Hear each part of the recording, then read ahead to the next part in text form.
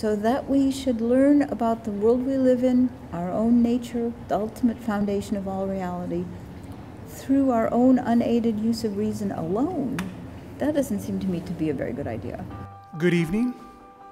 Please allow me to warmly welcome you to St. Albert's Priory for the second triennial Dominican Colloquium. This colloquium has brought together a great many distinguished people, accomplished people, erudite and learned people from all over. We are so excited to have so many distinguished guests here.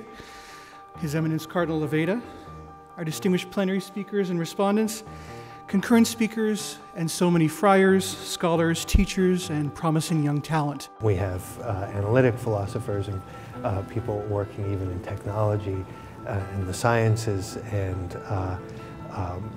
Dominicans and Franciscans, and then people more from the continental tradition, German philosophy. So it's quite a rich diversity. Faith and reason, we understand, go together, right? And so you need those two involved in the discussion for it to be adequate, I think, for it to be an adequate discussion of the issues. My topic in this lecture is the relation of human persons to God.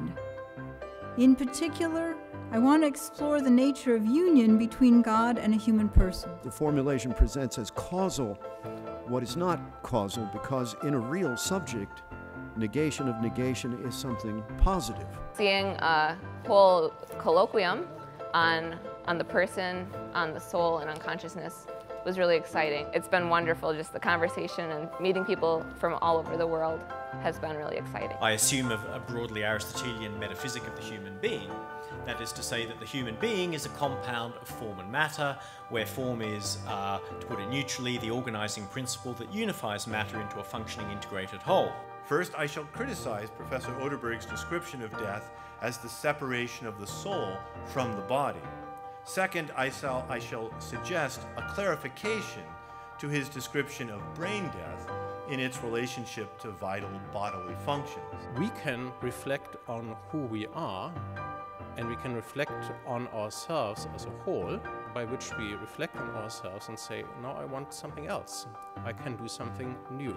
Nothing of that sort occurs in machines. Right now, artificial intelligence, especially a topic you'll hear, machine learning, is at the absolute pinnacle of its hype cycle right now. That this is just something that everyone wants to understand, how this is going to be incorporated, how they should be preparing for this. Why does Christ have to be perfect in every way? Rather, the doctrine of the incarnation itself would seem to mandate the opposite. The whole point is he became man like you and I.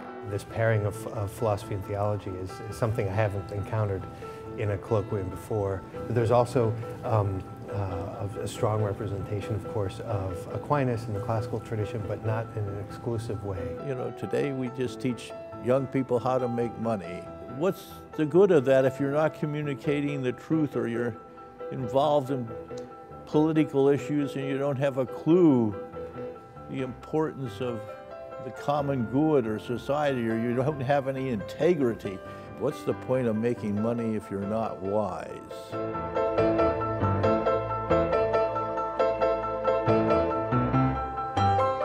I was definitely a little bit nervous about presenting, since I hadn't done that in an academic setting before, other than as maybe a master's thesis presentation or an undergraduate thesis presentation. But it was a very positive experience, and there was extra time for questions, so there actually was an extended question and answer period, but it was very positive, and it was very much everyone in the room together seeking the truth. I had lots of encouragement and support from those who heard the presentation.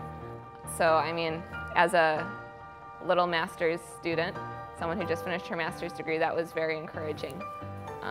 It definitely makes it seem less intimidating for the future.